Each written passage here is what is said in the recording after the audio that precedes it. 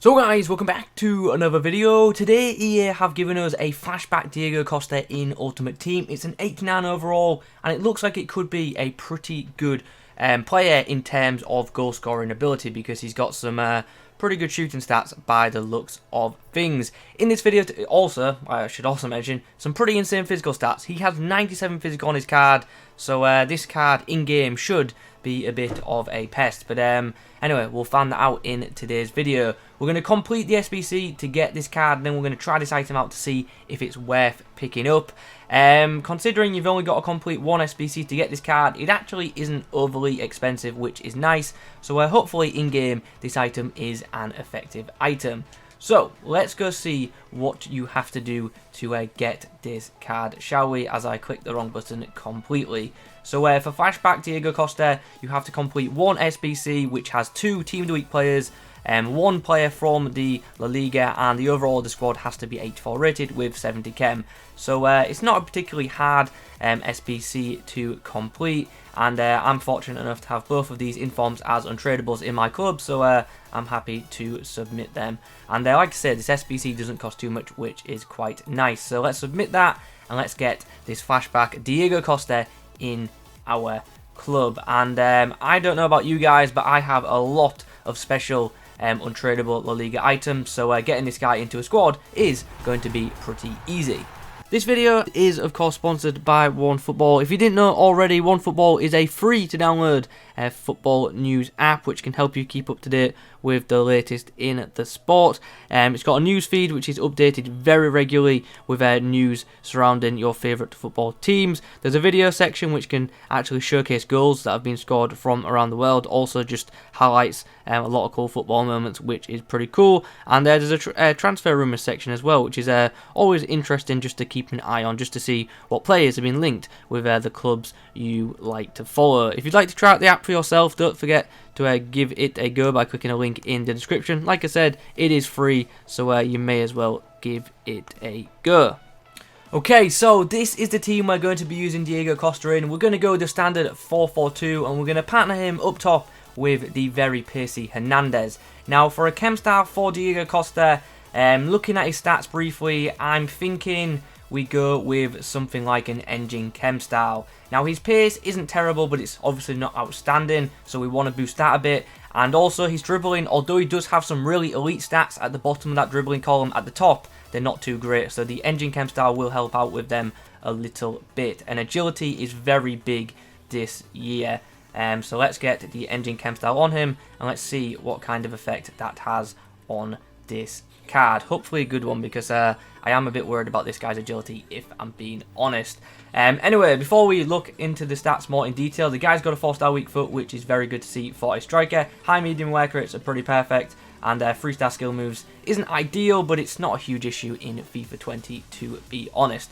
Okay, now let's briefly discuss this guy's in-game attributes. Like I've already said, his pace isn't amazing. It's good, but it's obviously not too great, and that in-game won't be a massive issue because we can get around that with hold-up play and passing, but still, it would be better if obviously he had a bit better pace. But moving on to the shooting section, that column looks awesome. This guy has really high stats for his finishing, shot power, attack positioning, and volleys, so in front of goal, we can expect some good things from this card. It looks like he is going to be a finisher. The passing column, it's okay, but it's definitely nothing too special. Pretty average passing attributes for this stage of the game, but hopefully they'll be good enough to play the striker role, and I suspect they probably will be.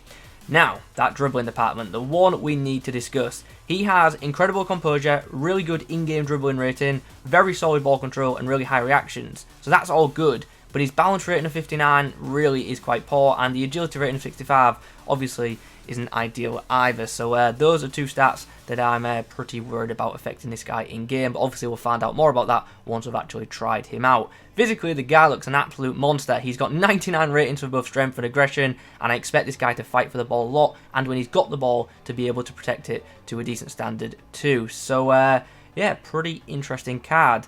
So let's get into some games and let's try it out to see how this item performs, and also to see if this guy is worth a pickup or not. Here's Costa's first touch on the ball, so how does he feel in possession? Not awful, but you can tell he feels a bit heavy. He's not the easiest player to manoeuvre. But he's not feeling too bad on the ball right now as I make a stupid offside pass. On the 10, he's definitely like nowhere near as quick as some other players, but still, not a bad little player. As we get the ball inside into Diego Costa, misses with the first opportunity, and eventually we are going to score off it though, with Guides.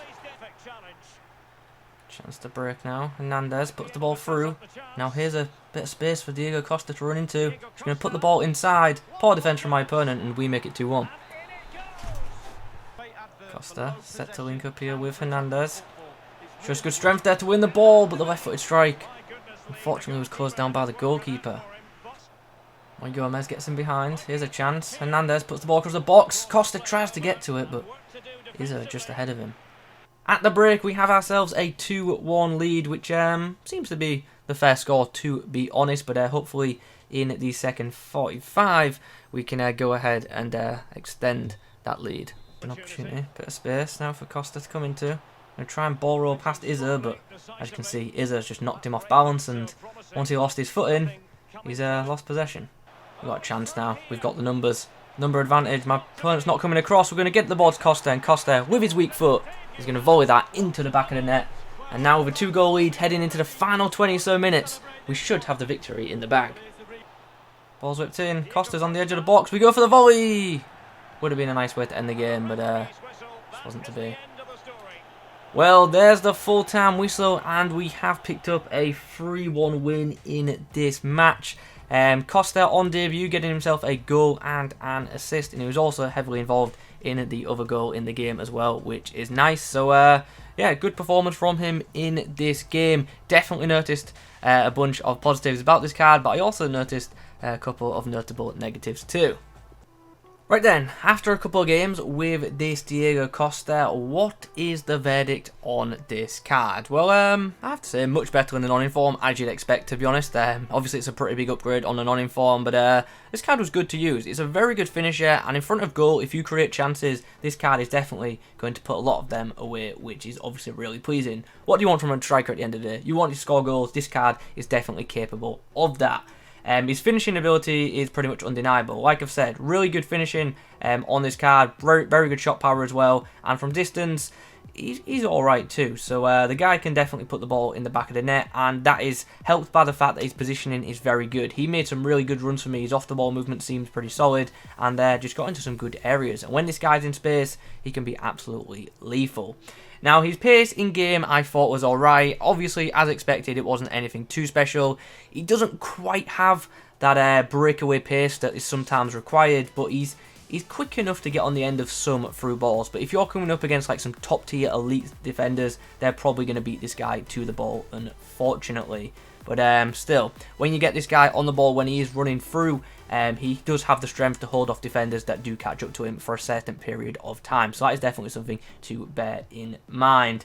Moving on now to this guy's passing. How was it? It was alright for a striker. Nothing too bad, nothing too great. So yeah, don't use him at cam because he's not capable of playing that position too well. But occasionally can put through an alright through ball, but his passing just isn't overly reliable. He's got a 4-star weak foot though, which is nice, and he can pass to a decent standard off of either foot. And with that 4-star weak foot also in mind, is worth noting the fact that he can shoot off of either foot to a decent degree as well. His right foot is obviously better than his left foot, but his left foot can certainly strike the ball as well, which is great.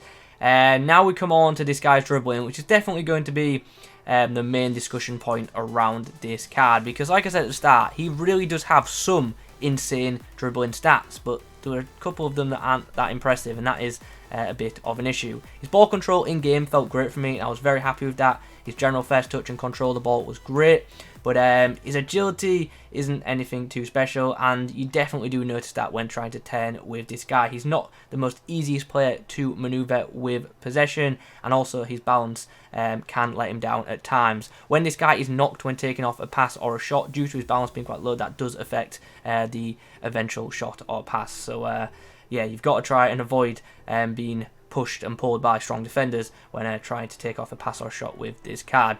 Physically, very happy with this item though. for most part. Showed really good strength and aggression when battling for the ball and having the ball in possession. He controls the ball well, like I've already said, and he can shield the ball to a very good standard too. His stamina, though, I wasn't too overly pleased with, to be honest. He actually tired quite quickly for me, which was a bit of a shame. Even when I wasn't like overly abusing him too much, he still tired quite a bit, so a bit disappointed in that stamina, to be honest. I'm not saying his stamina is terrible, it's just didn't hold up too well in the games that I played. Overall, though, I do think this card is pretty good, and considering it doesn't cost too much, I do think it's a card that is worth considering picking up. Let's just have a quick look on Futbin, just to double check the price. Okay, so at the current time, Futbin's saying the cost of this card is around 75 to 80,000 coins. In my opinion, that price is pretty fair for this card. As long as you can manage the lack of agility and balance in this card, you'll probably enjoy the card because, like I say, it's a great finisher. But if you don't think you can handle the fact that he doesn't feel amazing on the ball, then maybe give this card a miss. But like I say, if you need a finisher in your team and you run with a La Liga side, this card could definitely be worth picking up. He's very similar to Player of the Month Suarez, to be honest. They're both absolutely brilliant finishers with not a particularly amazing pace. But yeah, that would probably be the most comparable card that I can think of in my head right now. But as I say, 73k, 75k, whatever it is for this card, I don't think is bad value at all, and probably is worth considering a pickup if you can afford to do so, if you run with a La Liga team. I think if you're just looking for a super sub striker, there are better options available, but as I say, if you run with a Spanish or a Spanish league team, then this card probably is worth considering. Anyway guys, those are my thoughts on the 89 rated Flashback Diego Costa card. I hope you've enjoyed this video. If you have, drop a like rating on it. In the comments, let me know your thoughts on this item. Thanks for watching, and as always, I'll catch you in the next one.